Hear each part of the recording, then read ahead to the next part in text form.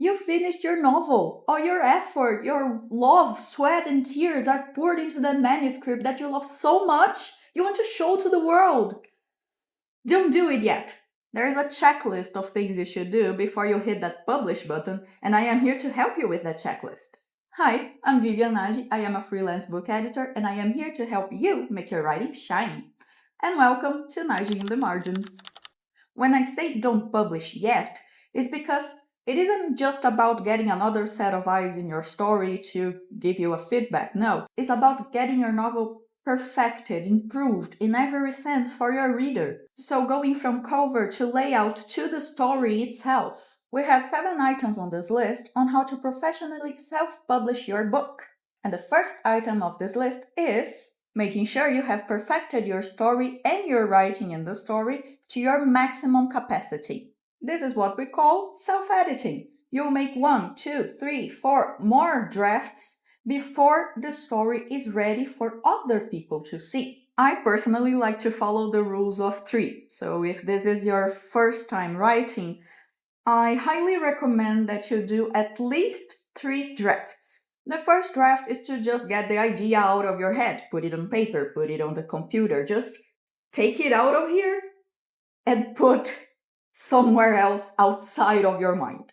The second draft is to perfect that idea that you first put there. So you're going to work on character arcs, plot structure, settings. You're going to pick up what you have created and work on it. So take the next step on perfecting it. For example, in the first draft, you discovered a theme. You're going to work that theme into the novel, make it ready, perfect the writing that you have put there. So the second draft is for you to work on things that might have appeared on the first draft that you didn't have any idea would be there when you were writing in the first place. There are 2 types of writers, and if you are a plotter, you are going to plot the story before you start writing.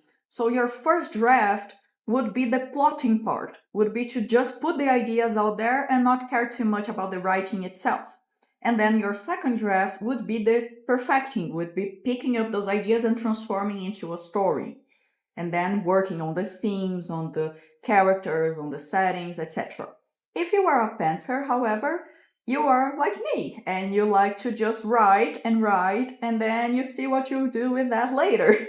Which means that your plotting of the story is the first draft, is the first time you are writing the story. This means that your second draft, you already have a narrative flow that you're just going to perfect, but again, the second draft, you too will focus on the characters, on the settings, on the plot structure, on the themes, symbolisms, everything that is concerning the story, you are going to perfect it. Because then we get to the third draft. That is when you are going to perfect the writing, perfect your storytelling. Of course, in the third draft, you can also change or perfect a theme that popped up in the second draft, or a symbol that appeared on the second draft, or if your character had major changes from the first to the second draft, on the third you are going to perfect it.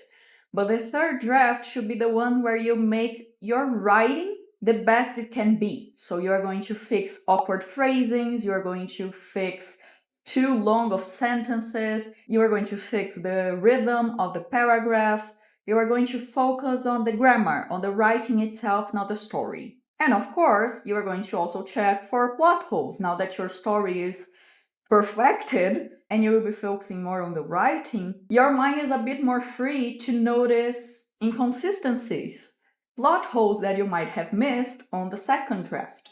So that's why it's important to have at least 3, to give your mind some room to go back and rework on what you have already worked with.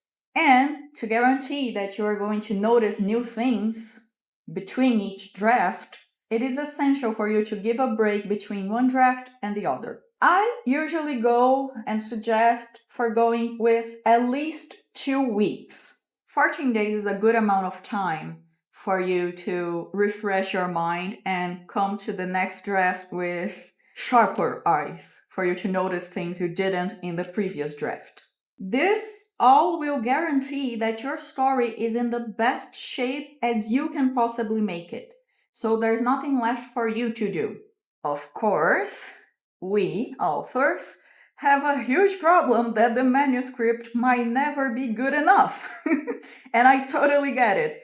But if that's your case, you have two paths to follow. You can either make a fourth draft and fix the issues you've seen in the third draft, and then after the fourth draft, go to the next step, or you could just go to the next step. Because the next item on the list is beta readers.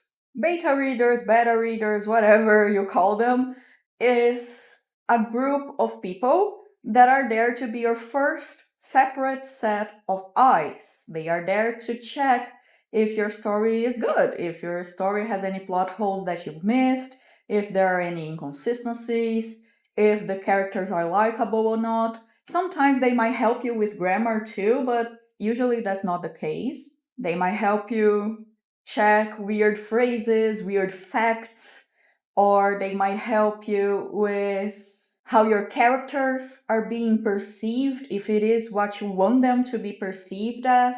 Basically, they are going to give you an overall opinion on your story, and they might give you remarks on specific things that you asked them. I found this video from Nat. She's my friend on TikTok. This is her username there if you want to check her out. I'm going to put the link in the description as well.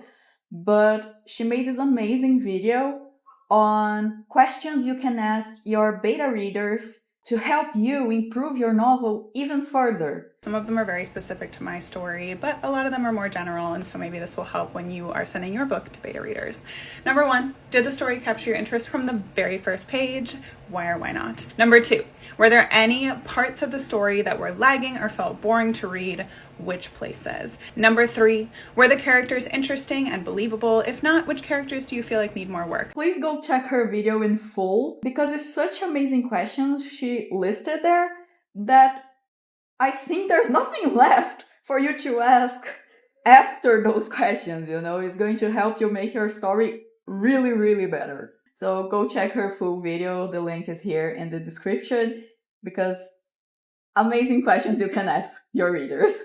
Now, you might have seen some people charge for beta reading services. And of course, that is an option, but I, however, believe that beta reading should be a community-driven, free exchange between authors. Because beta readers, they aren't professionals per se. Of course, there are editors out there who offer beta reading services, and in their case, it's totally different. But if you are getting beta readers that are just beta readers, you must check their credentials, you must check their professional backstory, you must check what is it that they are offering that you cannot get for free.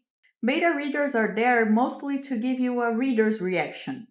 They aren't there to give you an expert's fix. They are not there to solve the problem for you. They are just there to point out the issues that a reader, a common reader, might notice. That's why you make that list of questions Nat showed you, because you have to guide the beta readers to what you want to know. And I personally really love that beta readers provide this building of a community, this writing community sticking together to help each other, you know? And most authors work on a swap basis, so you read mine, I read yours. And I think that's a really nice way to not only help other authors as well, but to get to know new books. Having that support system is essential, I think, for us to thrive in this community. There's no problem in paying for beta readers, no problem at all.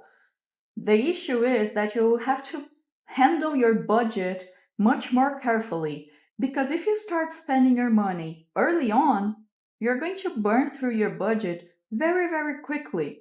And then for things that I think are necessary, like a professional editor, a professional cover artist, or a professional book formatter, or if you don't want any of those, marketing, ads. You won't have the budget that is necessary for those more essential things, especially because the beta reading community is mostly free.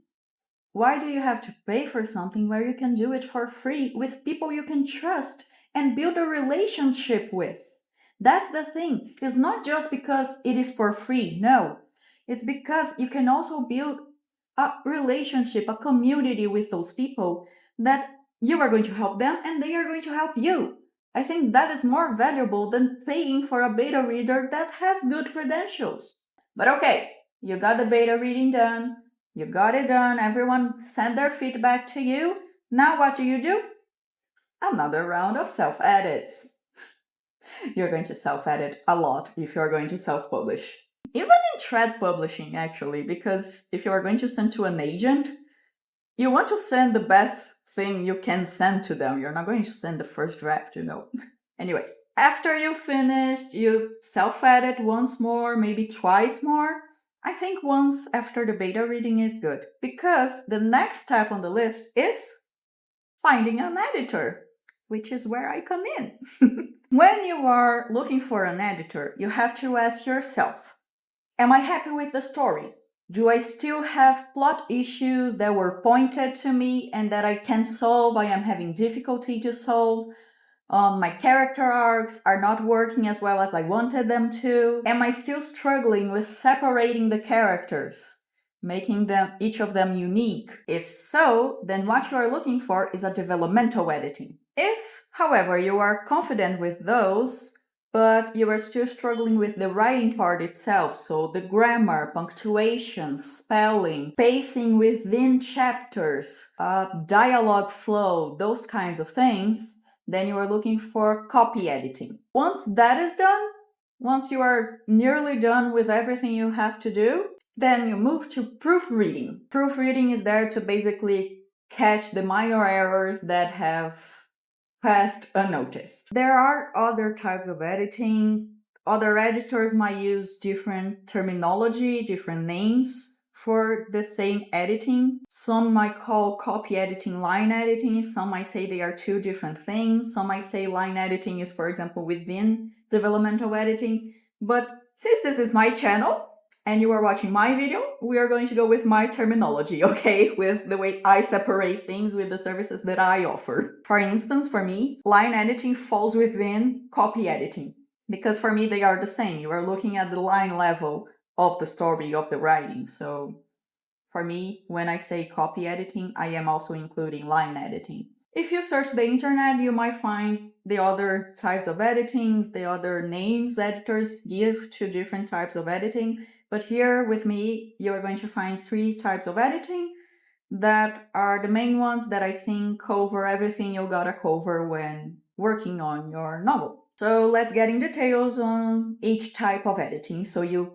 can know which type of editing your novel requires. Developmental editing is the first in line and is one that I always recommend first-time authors get. Because since this is your first story, this doesn't mean that you will only get an editor who will point out your issues, point out the character flaws, the plot holes, the weird scenarios, the inconsistencies within the narrative. They are not going to point that only or help you fix those specific issues. If you get a developmental editor, a good one at least, you are going to get an editor that is going to provide you with tools for you to use for every other novel that you write from then on. So yes, they are going to point out where are the weaknesses in your novel, but they are also going to point out your strengths, and they are going to give you like a manual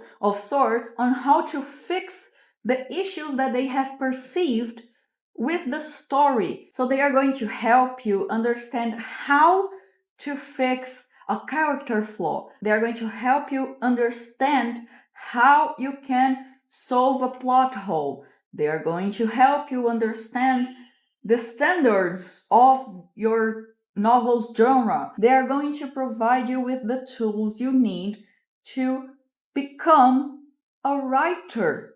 Really, a professional one. So developmental editing for first-time authors specifically is essential because this is knowledge that stays with you for the rest of your life.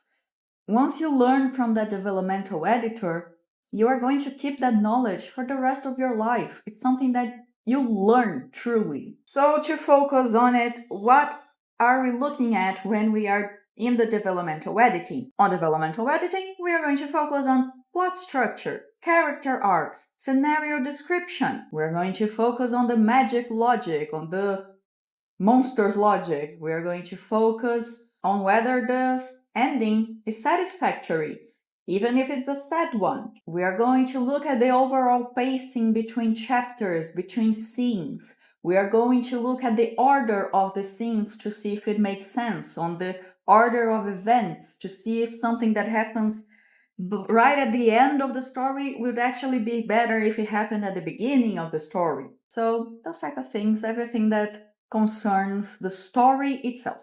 I really like what Stephen King said in On Writing, his book On Writing, that he compares writing with excavating a fossil. So we're going to use that analogy here.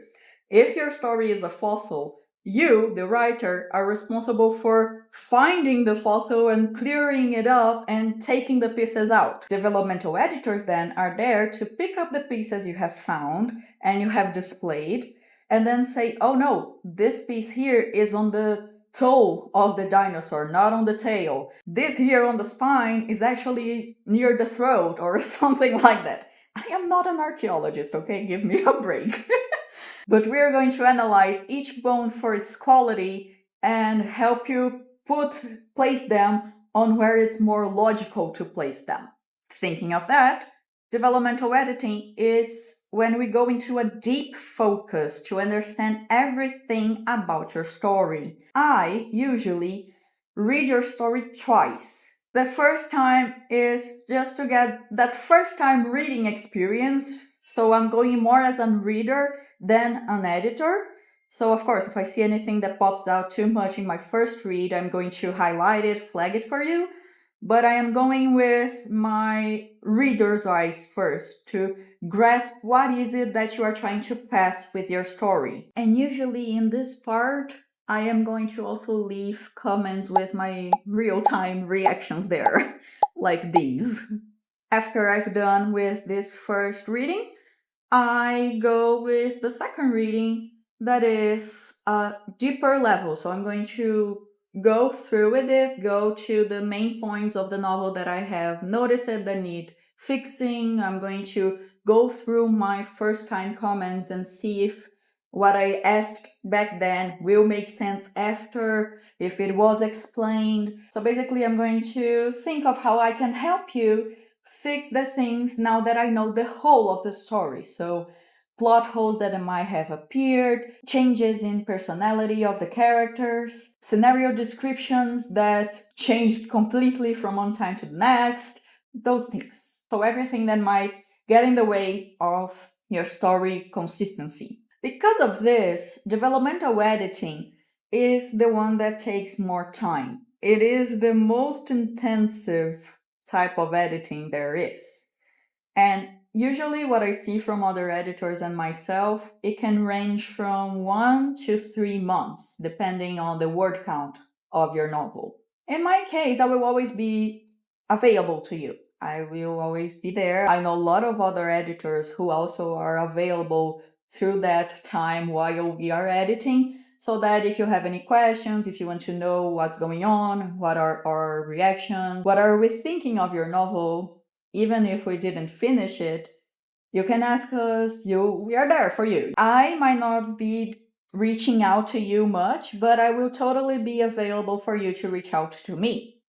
In the end, I will provide you with the manuscript fully commented on, with comments within the document itself, so highlighting passages, explaining within the comment. I will sometimes suggest a change of place in the paragraph, and I will also give you an editorial letter. In the editorial letter, I will explain to you in detail your points of strength, your points of weaknesses, how you can fix them, give examples on how to fix them, maybe provide you with material that I find useful for your case. Basically, I'm going to give you my general opinion of your novel in the editorial letter and give you the tools that I've talked about for you to fix the issues that I have pointed out. Because of this is also the most expensive type of editing.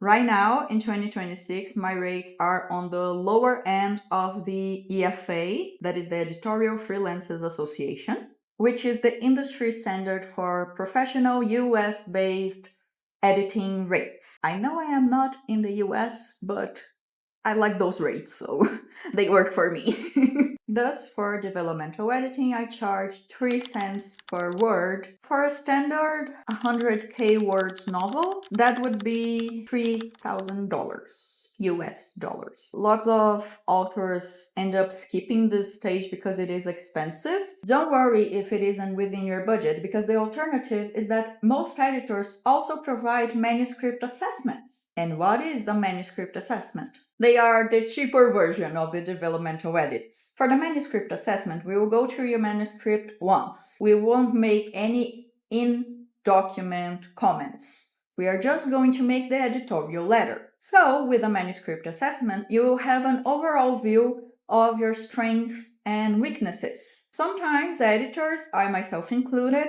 can put examples of your own novel in the editorial letter just so you don't feel too lost on what we are talking about. But you won't have the in-depth comments within the document that you wrote your manuscript on. Okay, so now that you have finished the developmental editing, you are going to work again another self-edit to improve what you have received in the developmental editing. And then we move to the copy editing after you finish the developmental editing edits. So during a copy editing, we'll be focusing on your writing, on your storytelling skills. We will be looking line by line on the line level how we can improve each phrase, each sentence, each paragraph. We're going to look at the dialogues, how we can improve them. Usually with dialogues, I take out a lot of dialogue tags. We'll be on the lookout for repetitive words, awkward phrasing, factual inconsistencies, spelling inconsistencies. In copy editing, we won't be checking if the characters are likable or not, if there are any plot holes, if there's too much or too little scenario description. Those are all developmental editing. If it is too big of an issue, if I notice it and it is getting in the way of your story, I will flag it, but I won't help you fix it because that is the job for developmental editing. So on copy editing, I will be focusing on helping you make your writing feel professional, intentional, concise. Thinking about that fossil metaphor, the copy editing will be when we are looking at the fossil and now we are building it to look like the fossil it should be. We are looking at it and making sure every piece is in its place. Nothing is put in another place, everything is aligned in the right way. We are making it look like a dinosaur so that everyone who looks at that will say it is a dinosaur. Then, after you did all of that, you know what you have to do? Proofreading. It is very, very important that you get a proofreader at least, even if you skip those other types of editing. And why is it very important? Because proofreading is there to act as a magnifying glass where we will be looking at those typos, at those grammar issues, punctuation missing, wrong punctuation even, that you didn't catch or the editors didn't catch in the other edits. Because, come on, we are human. Sometimes there are things that we are so focused on another thing that a minor thing might pass by and we don't notice. So this will be like the last polish that your story needs to truly shine. So proofreaders are there to highlight every error that passed by and help you fix it. So type in the correct punctuation, erase the incorrect one, correct spelling, And if it is in the case of layout, double spacing and everything, we are usually just gonna flag it so you fix it on the way that you think was the intended way to do it. Thinking about the fossil again, proofreading is like you finally put the fossil up to display in the museum. So the skeleton's built, the dinosaur looks right, but then the proofreader is going to go there and check if the label is the correct label, if there is a smudge on the glass, if a tiny support wire is crooked, those types of things that the common eye will probably not notice, but the proofreader is there to catch it to make sure it is flawless. Just a warning, a reminder to not skip the proofreading. We always have that typo that appears out of nowhere when a reader notices it. We don't want that. We want our novels to go to the world as flawless as it can be. Readers can find the typo, the layout issue, that weird double space, the font change. It is that type of thing that makes you snap out of your immersion a bit when you notice it. And okay, one typo here, one wrong page number there. It doesn't matter. But the problem is, if you don't do a proofread, the chances are that there's going to be a lot more than one or two typos, one or two issues there. The proofreader is there to make sure that typos, the errors, the issues come down to a minimum that won't get in the way of your reader. Because if you don't get the proofreading done and there is a lot of typos, a lot of issues, a lot of inconsistencies with the layout, that may make your readers' reviews drop. And we don't want that. And this brings us to the final stages after the edits. So once you are done with the writing part, the editing and everything, you can look for a book formatter. The book formatter is there to make the interior layout pretty, make it beautiful, like this. So for book formatting, you have two options. You can either hire the book formatter before or after the proofreading. Because if you hire before, the proofreader can help you notice if there are any layout changes, if there's anything too off. And just keep in mind that not every proofreader checks the layout, okay? Not every proofreader does this. But if you hire them for, the proofreader doesn't have to worry about the layout and they can focus more on finding the issues within the story itself. So pros and cons that you have to consider. And of course, you can always, I say hire a book formatter, but you can also format your book yourself. It's a bit more difficult because it's a lot to learn, but you can do it yourself as well. There are many apps, systems, platforms that can help you with that. And the same goes for the cover of your book. You can hire a cover artist, which I highly recommend because there are many professionals who do covers out there and they are amazing, beautiful, stunning. But you can also make your own cover yourself. I've seen plenty of authors who do this. They create their own covers on Canva. There's an Amazon feature too that you can create your cover there. You can, if you are an artist too, in the sense of drawing and everything, you can make your own cover there too. So there are plenty of things you can do for your cover, but remember, you have to make sure your cover matches the inside of your book. It matches the genre of your book. So horror covers, you can see plenty of darker tones, usually with black, red, sometimes green. Now and then you can see purple. Blue is one that is on the rise lately, blue and black. Fantasy, you will also see like beautiful landscapes or more mystical tones of any color you can find with lots of detail like sparkles or things that resemble magic. Romance is easy because most of book covers for romance have the pair, the main pair, of the romance in the cover doing something, be it a scene of the book, something that is not in the book, but it's in the setting of the book. So you have to think what will represent your inside the best way possible. Remember, your cover is the first thing the reader will see about your book. So it needs to grab attention. You gotta make your cover in a way that will make your reader, your ideal reader, choose your novel in the midst of all of the other books that are out there. Because let's be honest, it's hell out there in the self-pub world. Okay, then you got your book all pretty, all done. It's perfect for the world. Then you don't show it to the world yet. You show to a select group of readers, that is the ARC readers. That is the next step of our list. ARC stands for Advanced Reader Copy. So you want readers that will get this advanced reader copy, so a copy of your book that is not out there for the world yet, because in exchange for this copy, they will give you a review. So basically, they will read your book as readers. They will give no feedback, or they might give if there is a huge issue that you let it slide.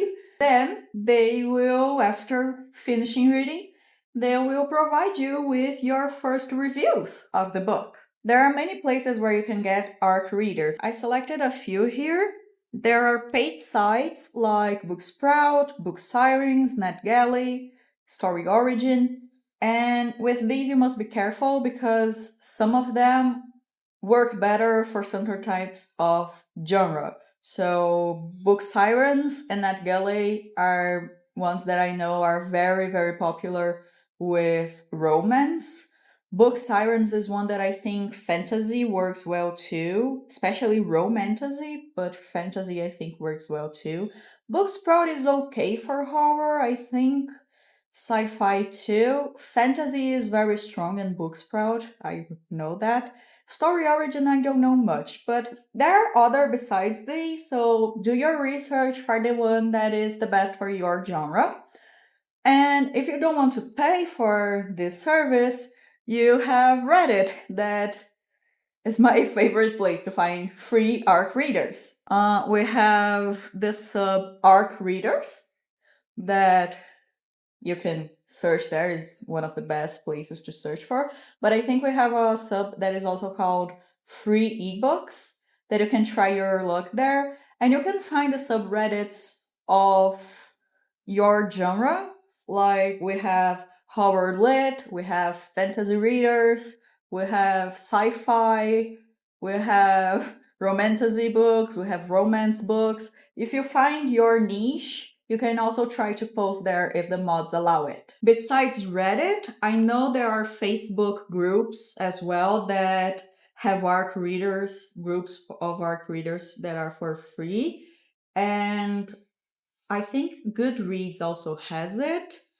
And I think you can try your luck on social media as well, trying to post that you are looking for ARC readers on TikTok, Instagram, whatever, and maybe you'll get some people that are interested in your novel. The main issue with the free ARCs is that yes, you will be saving money with the free ARCs, but you will be responsible for collecting emails, for sending out, for sending reminders, for agreeing with the terms and conditions of each ARC. So if you are doing a free ARC campaign, I highly recommend you keep it all digital, because sending ebooks, it's basically free. Like you just have to pay for your internet, and it's much easier to reach plenty of people. So if you want to send physical copies, of course you can do it. If you have the money, go for it. But I mean, it is expensive to send physical copies because you have to order your physical copies and then pay for the sending back, so that can be harsh. Especially if it is your first novel. If it is your first novel, maybe you don't want to spend all that money right away. It's hard to break the seal and be a success with your debut novel. That's the harsh truth. Your debut novel is to get you started. Rarely, very, very rarely, you will make success with your debut novel. April Weber-Dean has written an article on how to go the step-by-step of sending ARC readers. It's a blog she put of the ARC setup. I am going to link the article here in the description of the video, so if you are in this stage, please make sure to check it out. It is very, very descriptive, very step-by-step. So if it is your first time doing this, I highly recommend you check it out, okay? Okay, so your book is out there with the ARC readers. That step is done. So what do you do now that you have like a month or so to wait? You just wait? No, you don't just wait. You do stuff. This step here, you can either do before or after the ARC readers. I usually do before, but I've seen plenty of people doing after too, so you can decide if you want to do it before or after. That is to get your ISBN. So basically this last, it's mostly the last step before publishing, is to set up the pages on the platforms you like to publish and purchase and attribute the ISBNs to your books. And why do I say that in the plural? It's because if you are publishing ebook, paperback, and maybe a hardcover, you need an ISBN for the ebook, a different one for the paperback, and a different one for the hardcover. So yeah, you will need one different ISBN for each format that you will be publishing. ISBNs, my general recommendation is to buy your own. This is a step that you will spend money on because self-publishing means you are responsible for literally publishing your book independently. This means that there will be no company that will provide you with the ISBN. You will have to purchase your own. And of course, Amazon, for one, it gives you their free ISBN. Don't fall for it. By using your own ISBN, you are not only the publisher, you're not just the name that is there. You control the metadata. You make it much, much more easy to place your book in other platforms that is not that one that provided the free ISBN.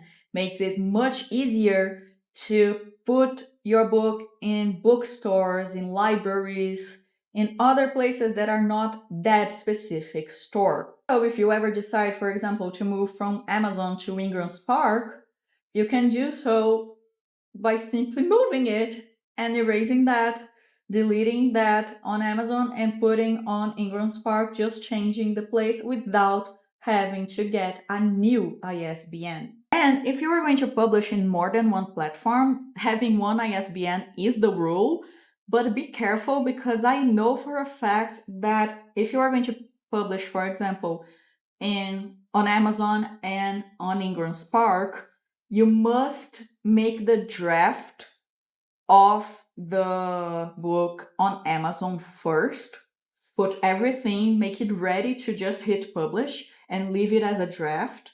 Then you make the draft on Ingram Spark and publish on Ingram Spark first, and then you go back and publish on Amazon. Because if you publish on Amazon first, Ingram will see that the ISBN is already in use and will be a headache to get to connect those both and say it's the same book, and it's a headache you don't want to have. So publish first on Ingram, then on Amazon. I am not sure if Barnes & Noble has a similar issue or if other places like Draft to Digital have that same issue as well, but those two, I know that it has that issue, so be careful if you're going to publish Amazon and Ingram Spark, okay? Ingram first.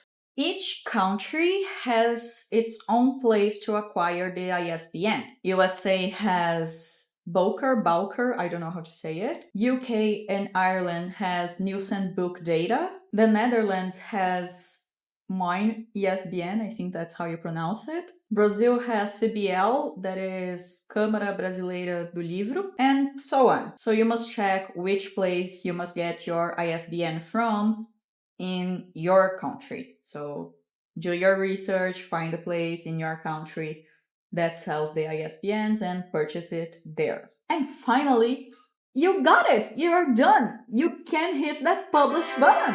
Yay! If you want to set up pre-orders, of course, do it. Go for it. You do you. If you want to already just publish it, go for it. Just remember that if you are making the ARC readers, if the ARC campaign is still live, if you are going with the Kindle Unlimited exclusive, you cannot have your ebook available anywhere else. Wait for the ARC campaign to be over, and then you enlist your ebook on Kindle Unlimited if you want so, okay? Because otherwise you may have issues with Amazon, and Amazon may take your book out of their service and maybe even block you. Now you've published it, it is there, you can see it on online page, ready for purchase, people can buy it. How amazing is that? If you are feeling a little overwhelmed by all of these steps, don't worry, okay?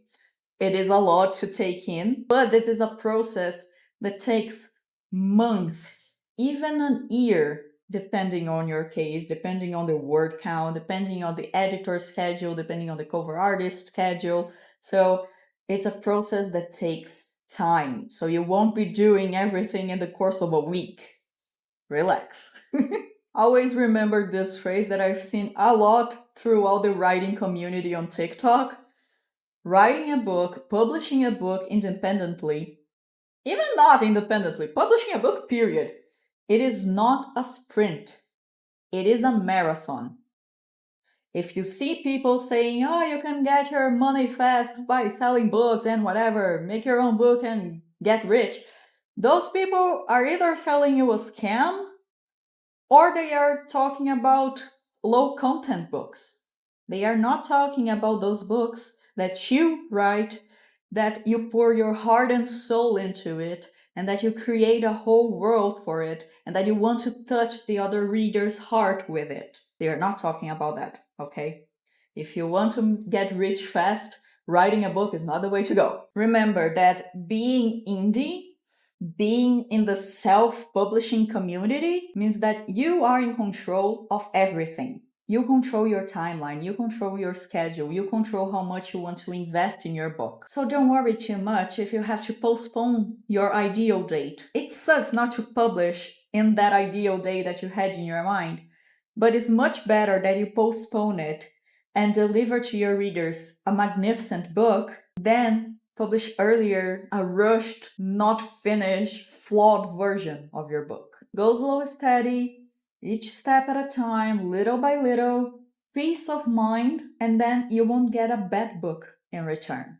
Also worth remembering that even the biggest names of the traditional publishing don't do this all by themselves. It's like they have this whole company behind them to help them. They have people to help them. They have the publisher provides them with editors, with developmental, with copy editing, with proofreading. They have an agent to represent them. They have a cover artist that the company provides them. The only thing is that they don't have much of a say in it. The cover, they don't have much of a say in it. The interior of the book, the layout, they don't have much of a say in it. And yes, they control the story, of course. They are the ones to make the changes. But sometimes they have to make changes they don't totally agree with because the publisher decided that that would be more marketable. So they have to change because of that, otherwise they won't publish. So there are some schemes that trad publishing is a bit different, but the step-by-step that I've shown you, they follow that as well. It's just a bit different when it comes to the professional editing, but overall, that's it. They follow those same steps. Only in self-publishing, you are in control of everything. Okay, now that I've said all that, let's take a moment to breathe and process everything. Take your water, have your water break, and process everything that I have said. Take it easy. Now, let's bring it back to your story. Open your manuscript, skim through it. Think about the story you are writing. What is the biggest challenge you are facing right now with your story? Where are you stuck? Think of all of these steps that I've shown you. Where are you in these steps? What do you need next? Are you prepared for it? Drop a comment below, let me know where you're at in this step list. And if you are stuck in something, let me know. I'd love to help. I'm here to help you. And if you want a professional commenting on your manuscript's margins, hi! Check out my links below. You can find my website there. And remember, I am a professional book editor. I offer developmental editing, proofreading, copy editing. And as always, I will see you on our next video. And until then, go fill your book's margins. Bye!